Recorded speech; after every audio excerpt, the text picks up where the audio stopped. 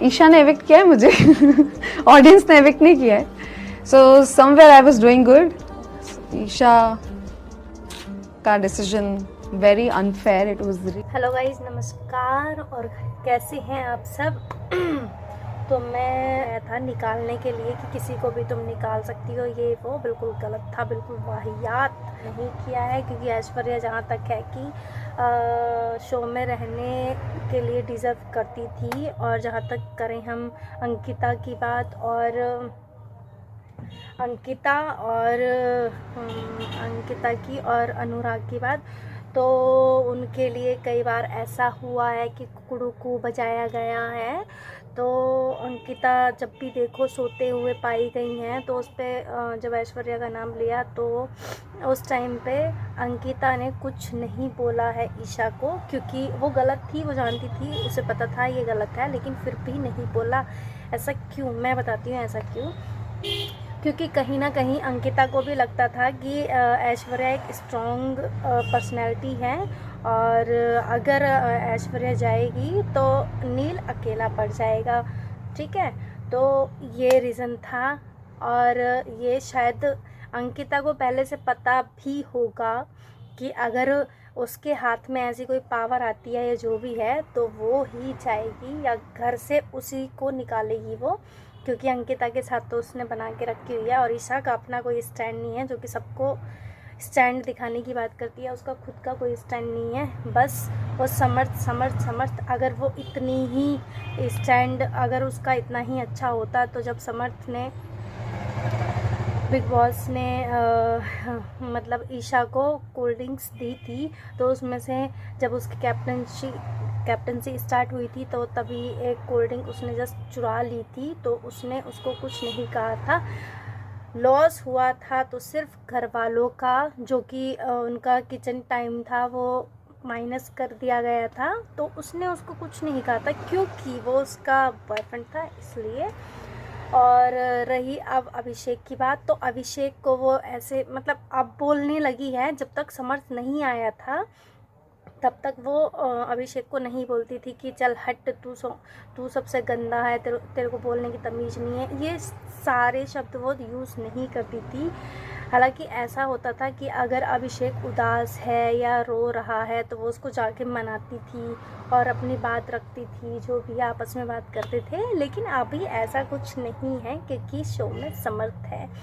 और रही समर्थ की बात, तो समर्थ का भी कोई अपना एक स्टैंड नहीं है, सिवाय अभिषेक को छोड़कर। अभिषेक के पीछे पड़ा है समर्थ, बस यही रीज़न है। और अब मैं बताना चाहूँगी मनारा और मुनव्वर का। तो मनारा और मुनव्वर का सीन ये है कि जब तक मुनव्वर मनारा के साथ था, तो तब तक वो बहुत अच्छा था और बेस्ट था, सबसे बढ़िया था। लेकिन जैसे ही मुनव्वर की फ्रेंड आती हैं बिग बॉस के अंदर, तो जाहिर सी बात है, हमारा कोई फ्रेंड आएगा पुराना, या हमारा कोई बहुत अच्छा फ्रेंड आएगा, तो हम वो 15 दिन की फ्रेंडशिप छोड़ के, 1 महीने की फ्रेंडशिप छोड़ के उसको फॉलो करेंगे ना, जिसके साथ हमारी 2 साल, 1 साल, 6 महीने रही है।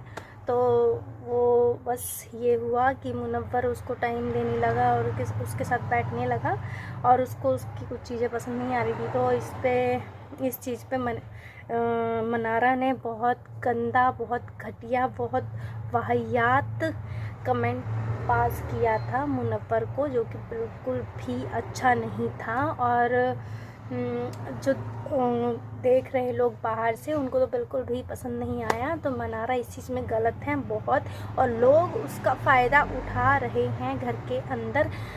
आपने देखा होगा, जितने भी एपिसोड आपने देखे हैं, लड़ाई किसी की भी हो, जैसे ईशा ने अभी ऐश्वर्या को घर से निकाला, तो अभिषेक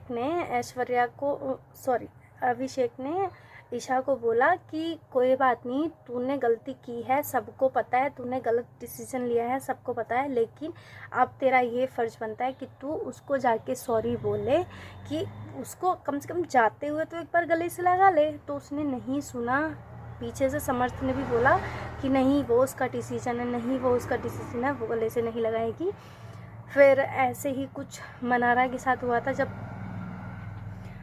जब मुनव्वर और मनारा की लड़ाई हुई थी तो अभिषेक ने मनारा को भी समझाया था कि यार छोड़ना, कोई बात नहीं, जो हुआ उसको पानी डालो, जो भी है, और तुम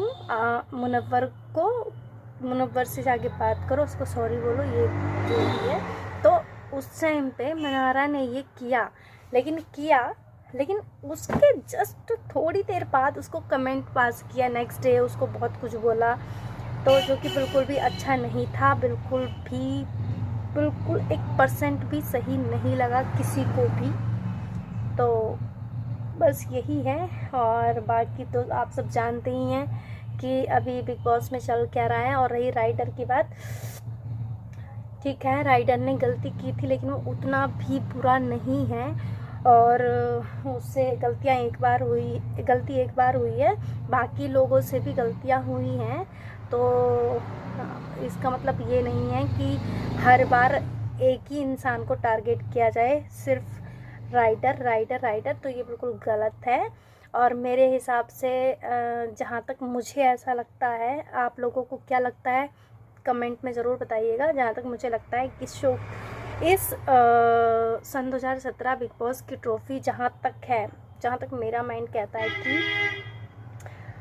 4 स्ट्रॉन्ग पर्सनैलिटी हैं, और वो आपको भी पता है कौन है।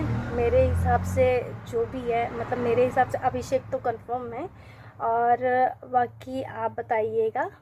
अभिषेक, नील और मुनव्वर, ये 3 मेरी साइड से हैं। आपको कौन कौन इस शो में स्ट्रॉन्ग लगते हैं तो आप ज़रूर बताइएगा।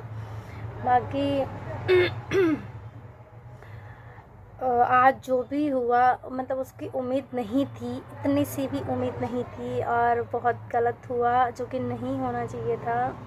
और मुझे भी दुख है इस चीज़ का कि ऐसा क्यों हुआ, क्योंकि मैं बिग बॉस रोज़ देखती हूँ, मुझे पसंद है, और मैं बस उम्मीद नहीं थी। और नील को आप देख ही रहे हैं कि किस तरह से वो रो रहा है, किस तरह से, मतलब होता ही है कि लाइफ पार्टनर भी छोड़ो, गर्लफ्रेंड बॉयफ्रेंड साथ में रहती हैं, और फिर अचानक से एक पता भी ना हो और अचानक से बोल दो कि तुम्हें घर से बाहर जाना है, तो दुख होता है, बहुत दुख होता है।